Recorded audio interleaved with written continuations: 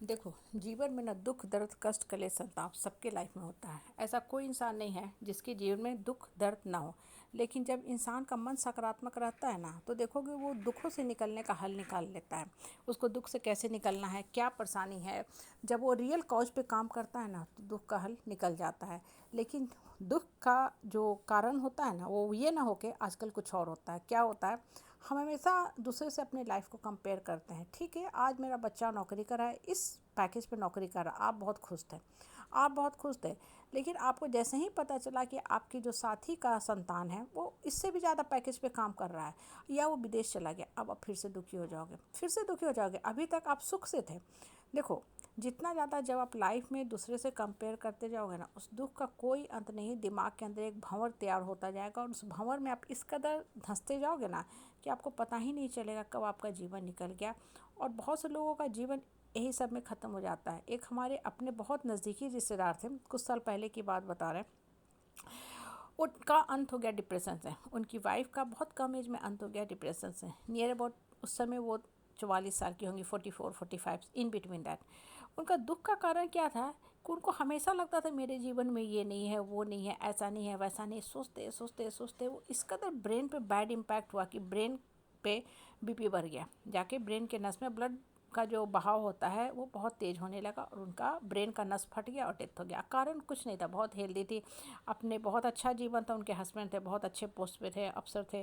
हाँ, 2 बेटा था, बेटे भी बहुत अच्छे जगह से इंजॉइंग कर रहे थे। लेकिन सिर्फ और सिर्फ दूसरे से कंपेयर करते रहना, और यही उनकी जीवन लीला के समाप्ति का कारण बना। देखो, सबसे बड़ी बात, हर का जीवन का लाइफ का जो पर्पस होता है ना, धरती पे आने का अलग होता है। हो सकता है आपको लगता होगा कि अरे ये बच्चा इस काम के लिए है, इतना अच्छा पढ़ रहा है, इतना अच्छा पढ़ रहा है, टॉप का ब्रांच ले लेगा तो करोड़ों रुपया कमा लेगा, करोड़ों रुपया।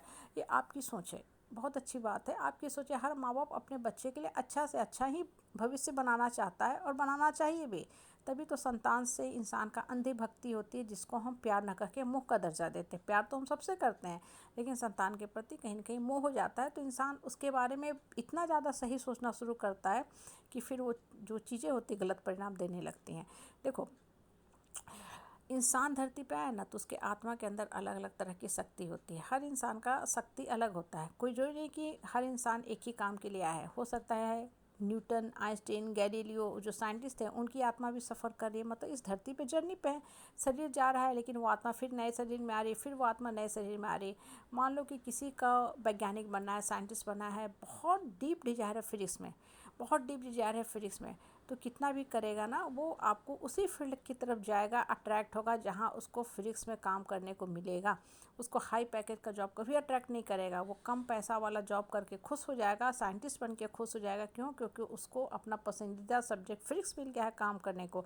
जैसे आप किसी इंसान को पसंद करते हो, उससे आप प्यार करते हो, उससे अगर शादी होगी ना, तो अगर कुछ कमियां भी हैं फाइनेंशियली, आपकी आर्थिक स्थिति अगर अच्छी नहीं भी है, फिर भी आपको जीवन में कोई कमियां नहीं लगेगी। आपको संपूर्णता का एहसास होगा, शून्यता नहीं लगेगा। हाँ, बाहर वाले हित नाता परिवार रिश्तेदार सैकड़ों आपको कमियां गिना दे, लेकिन आप दोनों चूँकि अंदर से सेटिस्फाइड हो, संतुष्ट हो, तो आपको कमियां नहीं नज़र आएंगी। लेकिन लेकिन लेकिन अगर आपकी शादी ऐसे इंसान से हो जाती जिसको आप पसंद नहीं करते हो, घर में सब कुछ है, सब कुछ है, महंगा सोफ़ा रखा हुआ है, जिस सोफ़ा पे आप नहीं बैठते तो धूल बैठा रहता है, बहुत अच्छा लग्जरियस बेडरूम है, हाँ एसी लगा है, झूमर है, घर में सब कुछ है, आप क्या करते हो? 6 घंटे का रात हम हस्बैंड वाइफ अगर एक साथ गुजार लेना, तो 6 महीने तक बातचीत बंद हो जाता है। 6 घंटे का रात हमें 36 घंटे का लगता है। क्यों? क्योंकि मन से दूरी है, डिससेटिस्फैक्शन है। अलमीरा में रखा हुआ डायमंड का सेट नहीं है, पत्थर है। क्यों?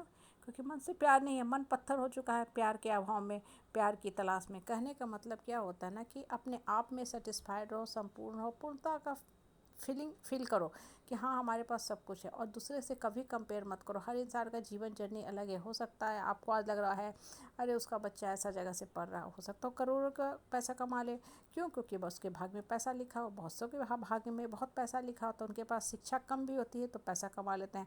बहुत से बच्चे होते हैं जो बहुत अच्छी जगह से चले तो जाते हैं, लेकिन फिर भी वो उस मुकाम पे नहीं पहुंच पाते जहां उन्हें पहुंचना चाहिए।